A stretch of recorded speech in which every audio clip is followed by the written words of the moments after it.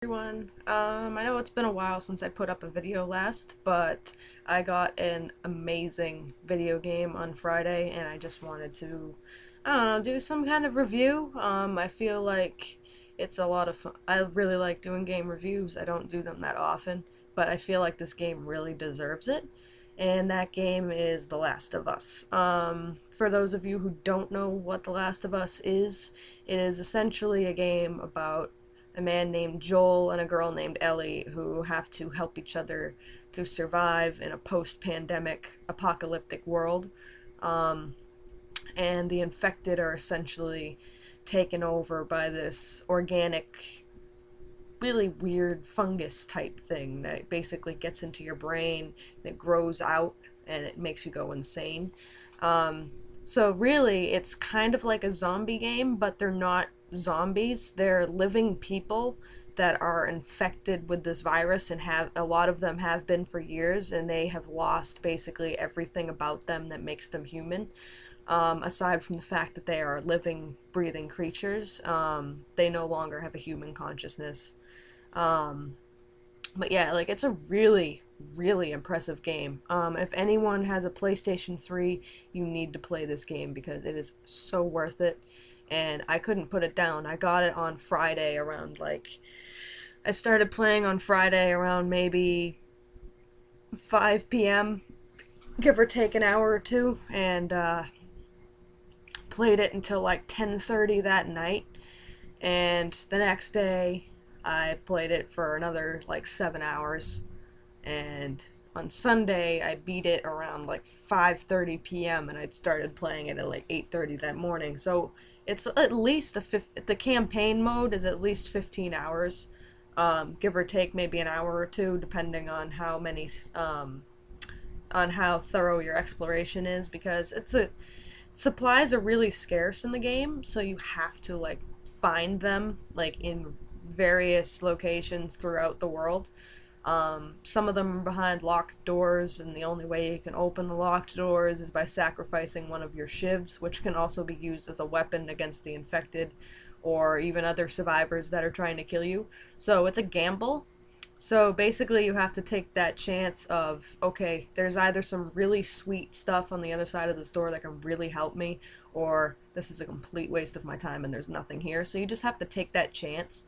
And that's all like part of the experience is feeling really, really excited when you find stuff that you can actually use to make stuff that can help you. Like you can combine a rag and alcohol to make either a health kit or a Molotov cocktail, and you can carry three of every item, which doesn't seem like a lot, but if you play the game on easy like I did, three of each item is usually enough to get you through, like even the toughest areas. Um, but yeah, it's a fantastic game. I was blown away by the level of detail and the graphics because the PS3 is really good graphics wise for most things, but never as good as the PC.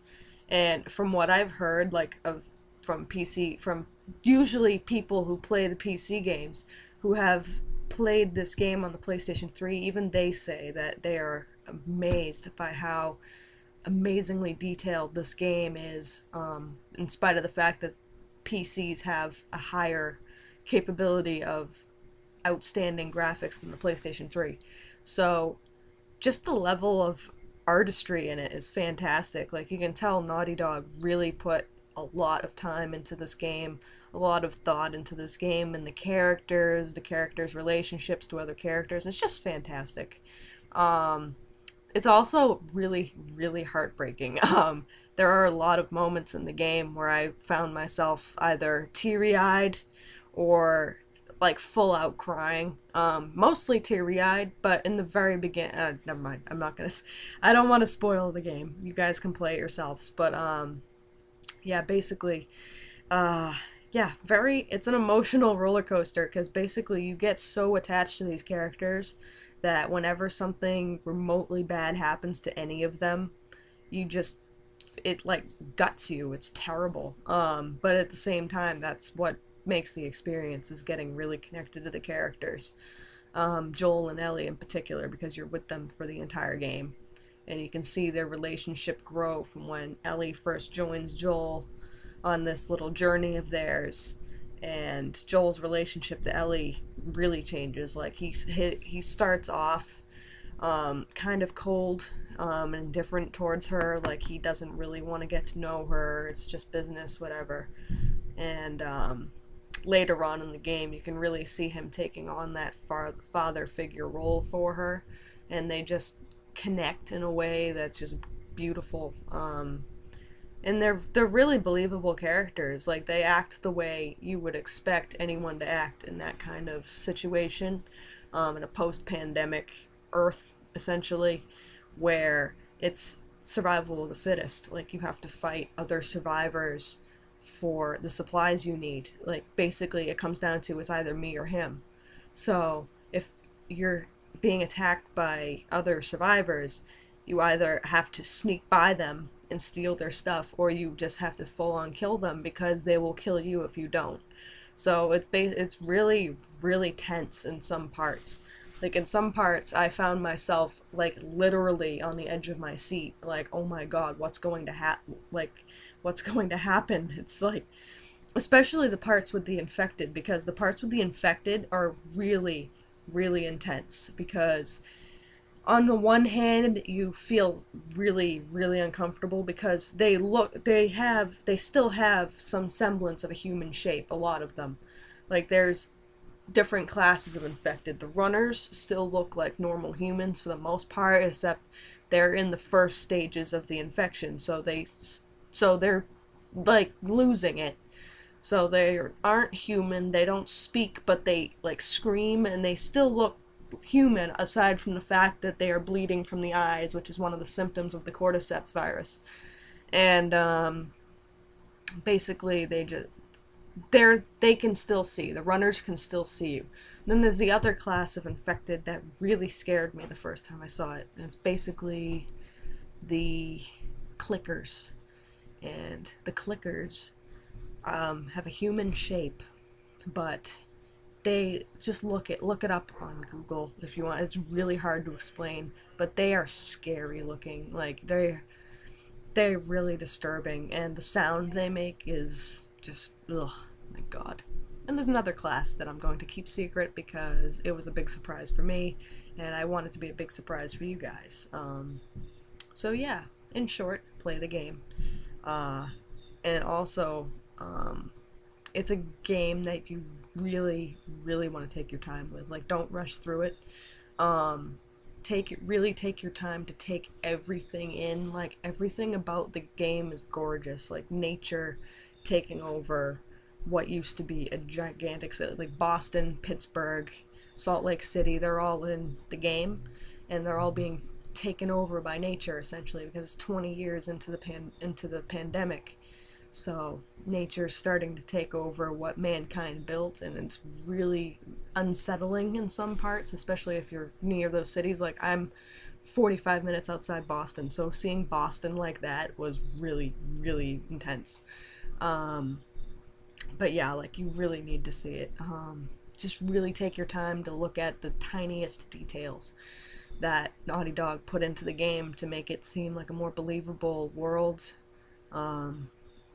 Like, if you go into a house that is abandoned and has been for some time, you can still see traces of the family that lived there. You can kind of piece together what type of people they were that lived there, and it's really sad. And it's also a game that it's easy to get absorbed in, but it's one of those games where you should step back a couple of times to just, like, give yourself a break, because there are some parts in it that can really bum you out. Like, I had to take a few breaks because it was just so sad and so disturbing. And, like, it's a great game, but it's one of those ones that you want to step back from now and then. Like, you can't just sit through it for, like, constantly. You need to take at least half-hour breaks in between just to get yourself acclimated to the severity of the situation in the game, because it's just intense. Alright, I'm gonna cut this short. This is a lot longer than I wanted it to be. So, the game's The Last of Us. It's from the PlayStation 3. It just came out on June 14th. So, yeah, get it because it's amazing and you won't regret it, especially if you really like Naughty Dog's games and always, if you've been a fan of the Uncharted games. And the graphics in those were fantastic too, but basically think the graphics in Uncharted times 3 at least, and that's the graphics in The Last of Us. It's just a gorgeous, really realistic game. So yeah, go play the game. Don't take my word for it. See for yourself just how amazing it is. And yeah, leave a comment if you have any questions for me about the game. But I won't give. Don't ask for spoilers because I will not spoil this game. It's one of those games where you just cannot spoil anything for yourself because if you do, it'll ruin the entire experience. You need to learn what's going on as you're playing it. You can't be expecting something to happen. Everything has to be a constant surprise with this game because it makes it that much more awesome to play. So yeah, that's about it. That's my review of The Last of Us, and keep an eye out for other videos because I'm sure I'll be making one eventually. So yeah, have a good one.